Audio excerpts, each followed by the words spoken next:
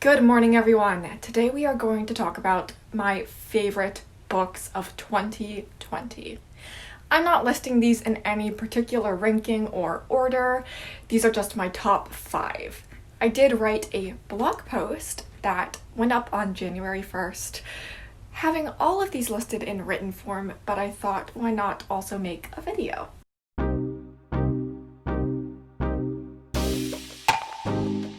Let's start off with the first book I read in 2020.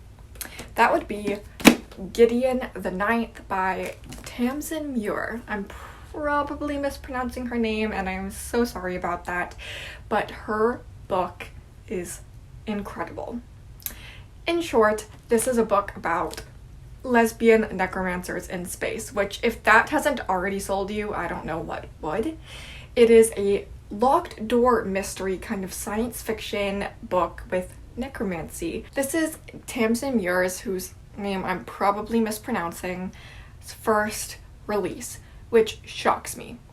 This book reads as if Tamsin is a seasoned author who has been publishing for years and years, if not decades. It is wicked, sharp, hilarious, and dark and gritty as well. I don't want to spoil too much because it is a very mysterious book with lots of twists and turns.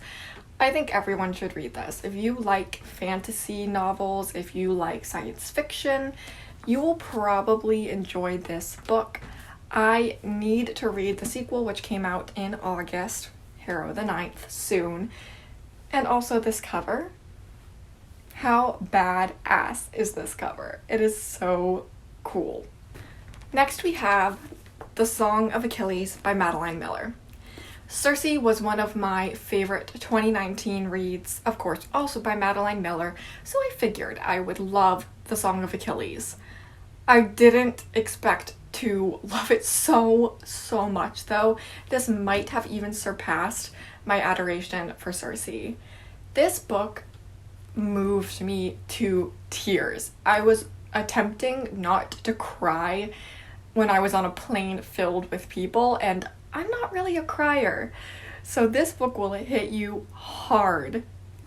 It is so amazing, so thoughtful and heartfelt.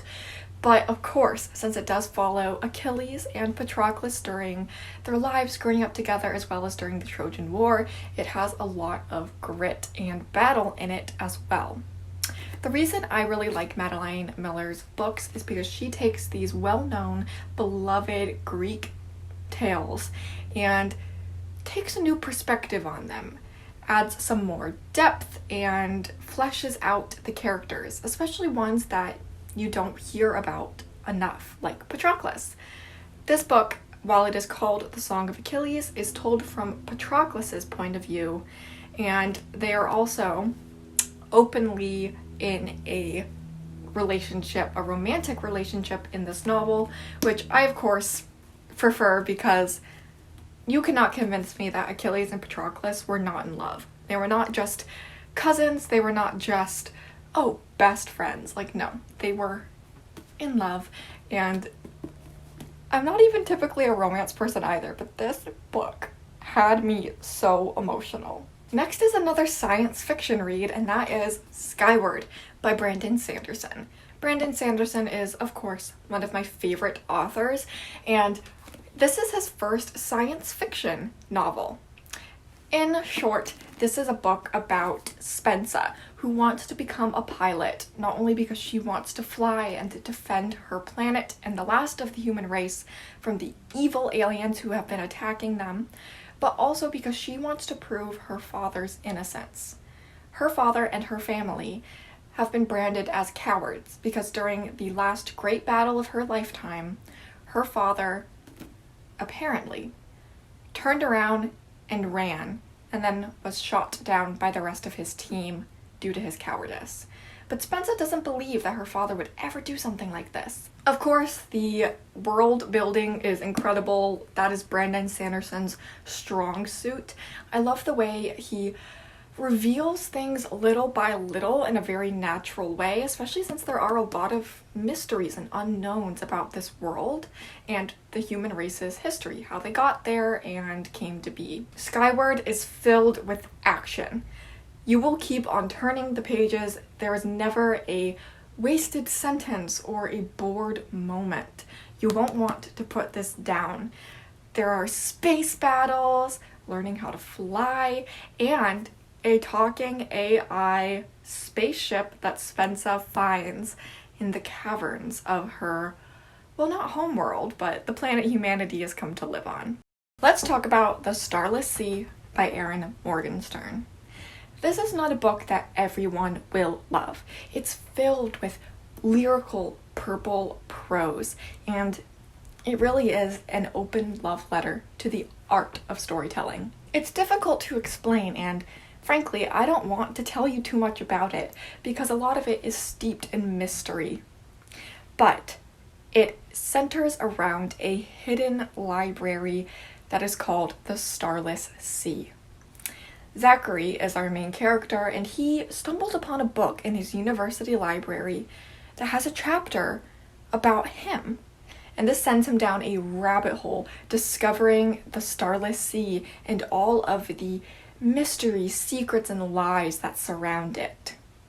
You meet some magical people, discover some actual magic and magical settings, as well as just explore the depths of writing and storytelling as a true art form and a form of expression. There's a lot of magical realism, twists and turns. It can be a little confusing, but this is the kind of book that inspires me, that makes me want to be a writer one day. It really touched my heart, my soul, and if you enjoy this kind of almost convoluted, very beautiful writing style and gently unfolding, twisting tale, you'll probably like The Starless Sea. I forgot to grab the last book, but that is Rules of Civility by, I'm going to pronounce his name incorrectly, but Amor Towles. This book took me by surprise. It was another recommendation from my dear old dad, of course, and it's kind of like a year in the life. It starts off following a woman and her husband as they visit a photographer's gallery. These were photos taken, a couple decades in the past, showing pictures of the same people on the New York City subway a year apart. And within those photos, she sees a familiar face, an old friend that changed her life, and she probably changed his. The Rules of Civility is set in a 1930s pre-war New York City, and it does have that flash and glamour, of course, but also the grit. And Katie Content, our main character, is whip smart and determined. Her life is pretty mundane since she works as a typist, until one night her and her roommate meet a strange, alluring young man that they call Tinker. And this book really explores the themes of how your life can change drastically within the span of a year. How the smallest, seemingly inconsequential events can snowball and lead to drastic changes. You will be pulled into the story from the very first page. There is a lot of ambiance and class exploration within this historically set novel that really captured my attention, and I felt absorbed, transported away to New York City in the 1930s. It was so vivid and real. Like I said, this wasn't a book I expected anything from. I didn't expect to love it so much, but it really left an impression on me, and I will definitely be picking up the author's actually more popular book, A Gentleman in Moscow, hopefully in 2021. Okay, that is it. Those are my top 5 favorite books that I read in 2020. Hopefully I will read just as good of novels this coming year, and I will also link my blog post down below in case you want to read about these books and get links to their Goodreads pages. Whew. Alright, I am gonna go read some more. I hope everyone has a great day, but also a great new year. Bye, I'll see you in the next video.